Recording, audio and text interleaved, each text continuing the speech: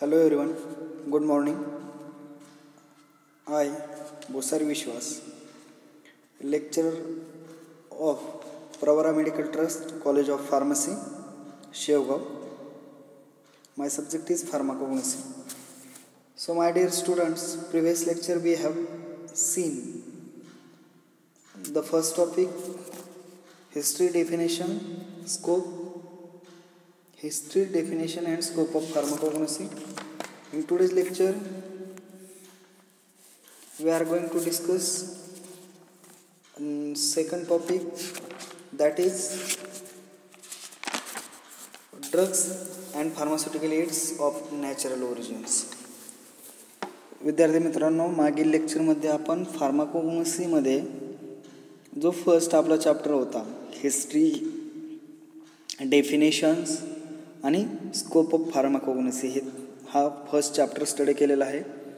त्याचबरोबर आजच्या या लेक्चरमध्ये आपण drugs and pharmaceutical aids of natural origin हा जो काही सेकंड टॉपिक आहे, सेकंड चॅप्टर आहे, तो चॅप्टर आजच्या या लेक्चरमध्ये आपण स्टडी करणार आहोत. Firstly इंट्रोडक्शन्स. A pharmacist is responsible for the entire process of manufacturing the pharmaceutical products. Isolations or extraction of active principles from crude drug has become a chemical or biochemical operation rather than pharmaceutical one. इंट्रोडक्शनमध्ये काय सांगितलं त्यांनी विद्यार्थी मित्रांनो की pharmacist हा responsible person आहे. कशाच्या संदर्भात रिस्पॉन्सिबल पर्सन आहे, तर जी एंटायर प्रोसेस असेल, मग ती मॅन्युफॅक्चरिंगची प्रोसेस असेल फार्मास्युटिकल प्रोडक्टमध्ये, त्याचबरोबर आयसोलेशनची प्रोसेस असेल किंवा extraction of active principle from crude drug, किंवा क्रूड ड्रगपासून जर आपल्याला एक्स्ट्रॅक्ट किंवा आयसोलेशन करून जे ॲक्टिव्ह कन्स्टिट्युएंट त्या क्रूड ड्रगपासून आपल्याला मिळवायचे असतील, तर फार्मासिस्ट हा सर्वात रिस्पॉन्सिबल पर्सन आहे. Drugs are rarely administered in a singular form, म्हणजे रेअरली प्रमाणात आपण सिंगल प्रमाणात त्या ठिकाणी ड्रग्ज ॲडमिनिस्टर करतो. They are essentially mix with various types of additives. Rarely म्हणजे कमी प्रमाणात आपल्याला असं बघायला भेटतं की आपण फक्त ड्रगच ॲडमिनिस्टर करतो, म्हणजे सिंग्युलर फॉर्ममध्ये, म्हणजे सिंगल फॉर्ममध्ये, परंतु essentially mix with various types of additives. आणि इसेन्शियली जे ड्रग आहेत ते मिक्स असतात व्हेरियस टाईप्स ऑफ ॲडिटिव्समध्ये, किंवा ॲडजेक्टन्स जे असतील ते का बरं मिक्स केले जातात, किंवा त्या ठिकाणी ॲडिटिव्ज ॲड केले जातात, convert them into effective drugs, आणि त्यांना कन्व्हर्ट केलं जातं इफेक्टिव्ह ड्रग्जमध्ये. Thus a pharmacist during the manufacturing process of dosage forms comes across the actual drugs and adjuncts use along with them.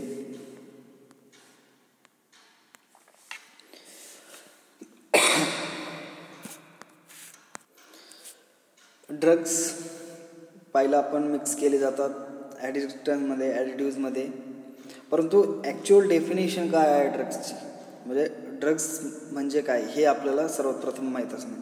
Before the study the definition of drug, we must know about the what is the actual definition of drugs. Etymological survey reveals that the words drug has its origin in a French language and has been derived from word drug. हा जो word आहे drug तो कधी कशापासून बनलेला, French लँग्वेजपासून, and has been derived from word drug, which means any substance use in preparation of medicines. However at present the term drug includes not only the medicine but several other related substance without any pharmacological action. म्हणजे त्यामध्ये काय केलं जातं, म्हणजे however at a present term ड्रगमध्ये काय include असतं, not only the medicines, त्याच्यामध्ये फक्त मेडिसिनच नसतं, ड्रगमध्ये फक्त मेडिसिनच नसतं, ॲक्टिव्ह इन्ग्रेडियंट्स नसतो, but several other related substance without any pharmacological actions. म्हणजे असे काही ड्रग आहेत, म्हणजे असे काही सबस्टन्स असतात की त्यांचा फार्माकोलॉजिकल इफेक्ट नसतो, विदाउट एनी त्याची ॲक्शन होता ते ड्रगमध्ये आपण ॲड करतो. त्यालाच आपण काय म्हणू शकतो, ॲडिटिव्स किंवा ॲडजस्टन्स म्हणू शकतो. मग technically and legally the term drug as defined in India under the drugs and cosmetic act of 1940 reads as follows. आता आपण ॲक्च्युअल डेफिनेशन काय आहे ती स्टडी करूया. All medicines for internal or external use of human beings or animals and all substance intended to be used for or in a diagnosis, treatment, mitigation or prevention of disease in human being or animals. म्हणजे असा substance किंवा असं medicines ते आपण internally किंवा externally human being किंवा ॲनिमल्सला administer करू शकतो. All medicines for internal or external use of human beings or animals, ॲनिमल्सला किंवा मानवाला, ह्युमन बिंग्सला आपण इंटरनली किंवा एक्सटर्नली त्याचा वापर करू शकतो. And all substance intended to be use for or in a diagnosis, treatment, mitigations or prevention of disease in human beings or animals. म्हणजे आपण इंटरनली किंवा एक्सटर्नली त्याचा उपयोग करू शकतो, परंतु all substance intended to be use कशासाठी use केले जातात, डायग्नोसिस करण्यासाठी, त्याचबरोबर ट्रीटमेंट करण्यासाठी, मिटिगेशन करण्यासाठी आणि किंवा prevention of disease in human beings or animals. Human बिंग्समधील डिसीजचं प्रिव्हेन्शन करण्यासाठी किंवा ॲनिमलमधील डिसीजचं प्रिव्हेन्शन करण्यासाठी ह्या सबस्टन्सचा उपयोग केला जातो. Then such substance other than foods intended to affect the structure or any function of the human body or intended to be used for the destructions of vermins or insects which causes disease in human beings or animals. ही झाली definition. These are the substance intended to be the diagnosis, treatment, mitigation or prevention of disease in human beings or animals. Definition झाली ड्रग्सची. Then next point study करूया, pharmaceutical aids of natural origin. Next जो point आहे pharmaceutical aids of natural origin, तो study करूया.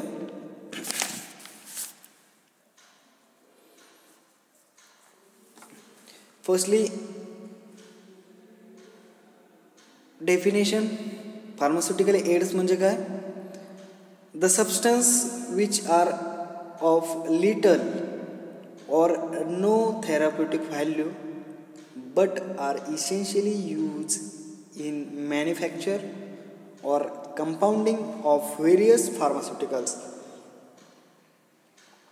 are known as pharmaceutical aids or pharmaceutical necessities. म्हणजे असा substance की त्याची लिटल किंवा कमी प्रमाणात किंवा कुठल्याही प्रकारचा थेरप्युटिक इफेक्ट, थेरप्युटिक व्हॅल्यू त्या ठिकाणी नसते त्या प्रिपरेशनमध्ये, प्रॉडक्टमध्ये. म्हणजे असा सबस्टन्स की त्याचा कुठल्याही प्रकारचा रोल त्या ठिकाणी नसतो, म्हणजे थेरप्युटिक ॲक्शन त्या ठिकाणी तो दाखवत नाही, परंतु इसेन्शियली त्याचा यूज केला जातो कशामध्ये, मॅन्युफॅक्चरिंगमध्ये किंवा कंपाऊंडिंगमध्ये. जे व्हेरियस फार्मास्युटिकल्स प्रोडक्ट आहेत त्या फार्मास्युटिकल प्रोडक्टच्या मॅन्युफॅक्चरिंगमध्ये किंवा कंपाऊंडिंगमध्ये त्या सबस्टन्सचा यूज केला जातो. त्याला आपण काय म्हणू शकतो, pharmaceutical aids. These are the substance which are of little कमी प्रमाणात किंवा नो थेरप्युटिक व्हॅल्यू किंवा काहीच त्याची थेरप्युटिक व्हॅल्यू नसते, परंतु इसेन्शियली ते काय केले जातात, यूज केले जातात, यूज इन मॅन्युफॅक्चरिंगसाठी किंवा कंपाऊंडिंग ऑफ व्हेरियस फार्मास्युटिकल्स, त्यालाच आपण काय म्हणतो, फार्मास्युटिकल एड्स.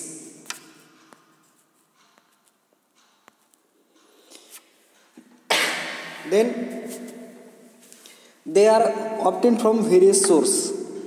हे जे फार्मास्युटिकल्स कंपाऊंड्स आहेत किंवा एड्स जे आहेत, they are obtain from various source such as animals, vegetables, minerals and purely synthetic. कशापासून ऑब्टेन होऊ शकतात ते आपल्याला एकतर ॲनिमल्सपासून, त्याचबरोबर व्हेजिटेबल्सपासून मिळू शकतात, मिनरल्सपासून मिळू शकतात आणि लास्ट वन जे आहे सिंथेटिकपासून. Since the synthetic compound are not covered in फार्माकॉग्नॉसी.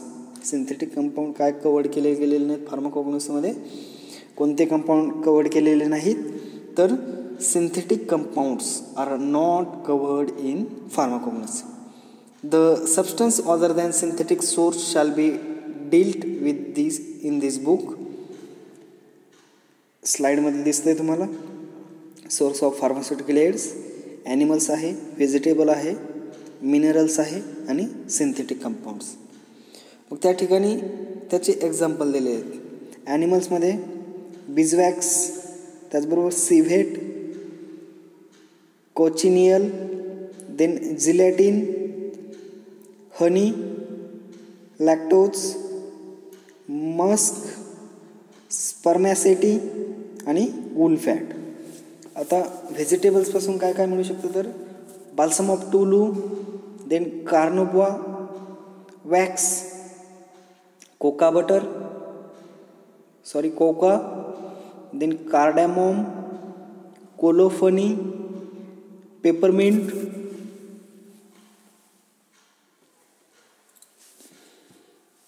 Pectin, starch and last one example vanilla. मिनरल्सचं काय एक्झाम्पल आहे,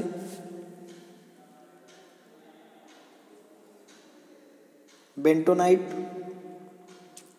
किशलगर, kaolin, paraffin, pumice, talc, calamine, asbestos आणि चाल्क. त्याचबरोबर synthetic acetic acid, boric acid, calcium stearate, citric acid, dextrose, lactic acids. हे त्याचे source of pharmaceutical AIDS आणि त्याचे example. त्याच्यामध्ये ॲनिमल्समध्ये पाहिले आपण, त्याचबरोबर व्हेजिटेबल्स, मिनरल्स आणि सिंथेटिक. देन नेक्स्ट वन आहे depending upon the use of or application. Depending upon use or applications, pharmaceutical aids from a different source can be classified. ते classification दिलेलं आहे, त्यामध्ये क्लास दिलेले आहेत आणि त्याचे एक्झाम्पल दिलेले आहेत. फर्स्ट क्लास आहे ॲसिड डायल्युएंट्स. त्याचं एक्झाम्पल आहे tamarind, lemon juice. Second class colours, example caramel, cochineal, turmeric हळद, सॅफ्रॉन, इंडिगो, क्लोरोफिल आणि beta carotene. Then disintegrating agent, त्याचे एक्झाम्पल काय काय आहे डिसइंटिग्रेटिंग एजंटचे, starch, psyllium husk, then CMC, microcrystalline cellulose. Then डायल्युएंट्सचे एक्झाम्पल काय आहे तर cinnamon water, peppermint water, corn oil, peanut oil, wild cherry syrup, sesame oil and glucose and lactose. Then emulsifying and suspending agent, example of this class: acacia, agar, alginic acid, bentonite, methyl cellulose, gelatin, tragacanth, and last one is a guargum. Then six one, filter aids. Example of filter aids: talc, bentonite, and Kishel gum. Then next class, flavors: cardamom, cinnamon, rose, benzaldehyde, anethol, coca, lemon oil, orange peel,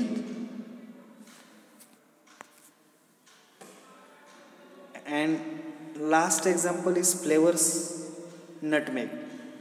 Then next one, lubricants: talc, coca butter, magnesium stearate.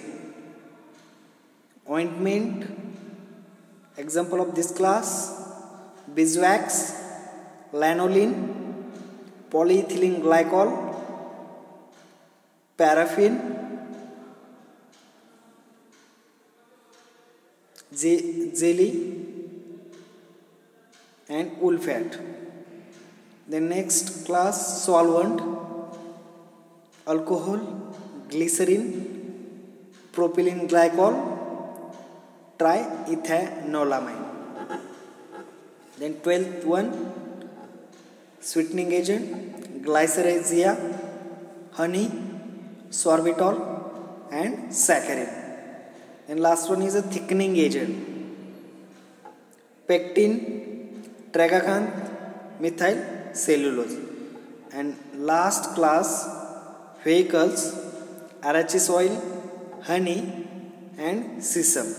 Arachis oil, honey, and sesame. अशा प्रकारे आपण या आजच्या लेक्चरमध्ये काय काय study केलं. First of all we will see the introduction, then actual definition of drug, then pharmaceutical aids, its definition and source of pharmaceutical aids, and classification of pharmaceutical aids of natural origin. त्याचं pharmaceutical एडची definition पाहिली, त्याचबरोबर त्याचे source पाहिले, त्याचे example, then classification depending upon its use आणि ॲप्लिकेशनवरून त्याचं क्लासिफिकेशन पडतं. त्याचे जवळपास आपण 14 क्लास पाहिले आणि ड्रगची ॲक्च्युअल डेफिनेशन बघितली. In this way our second chapter of pharmacognosy is over here. Next lecture we will see the next topic, that is classification of natural drug. Thank you.